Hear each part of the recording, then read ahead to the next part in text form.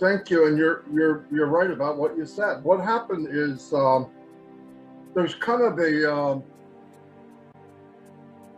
nasty type of marketing going on out there where they'll bash somebody so that they get your attention, and then they slowly tell you about their program.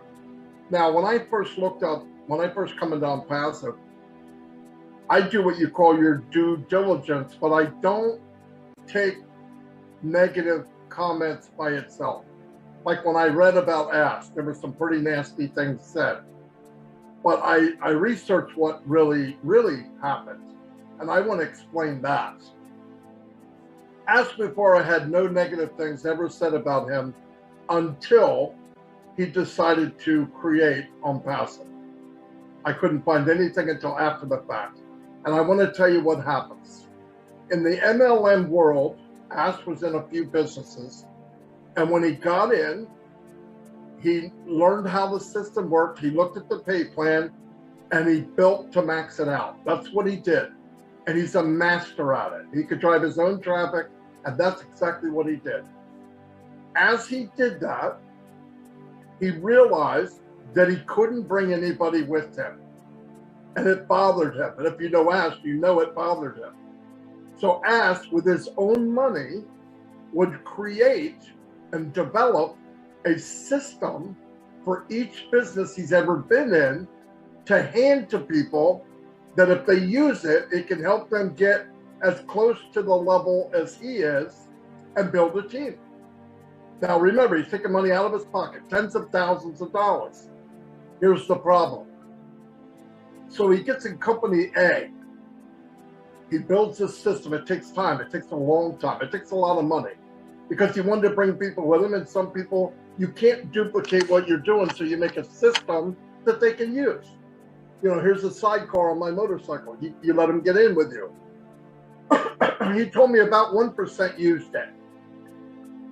1-2%, not very many. So in some cases, not to put anybody down, part of the 97% are lazy. Okay, they're not going to make it because they're lazy.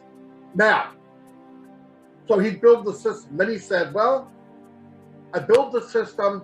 Some people are starting to use it. It's looking a little better. I don't like the feeling because I can't bring anybody with me. You wake up, the company's folded. And he goes, I've even told the companies and told them I'll help you stay afloat. This is how Ash is. Listen to what I'm saying. They wouldn't, they folded. Now, because MLM focuses on the big recruiters, when the companies die, the only people standing there are the faces of the company, but it's not really the company, it's a super affiliate. So companies folded, looked up, who did they see? Ash Mufareh. We didn't make it because of Ash. No, Ash was a victim too, just a bigger victim. He did well, but he was a victim. Then he moved to the next one, and he said, I'll just bring my system with me, and I'll give it to people to help them build it, whatever company it was. Then he said, oh my God, I can't. I used that system to build that company's name, and that company's out of business. I would have to change the name and everything. So he would rebuild another system for a totally separate company that he has no control over. Zero. He'd build it, and for one reason or another, whether it was the pay plan or whatever, it would fold, just like they all do. There's very few businesses that are still running more than 6 months. Okay, Amway, Avon, I mean, some of you know, but you can name a lot more that aren't here that were here last 6 months ago. So then he said, okay, this sucks. I could go back to the corporate world. This isn't about Ash making money. It was about Ash getting freedom. He knows how to make money.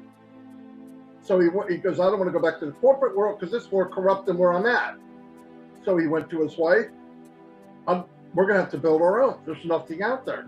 She probably wasn't, I don't think she was real keen about it. But they came out with, his wife said, you can build something, but don't spend the people's money. So that if any founder wants their money back, you can give it. And to this point, he spent none of the money. And then he built OnPassive.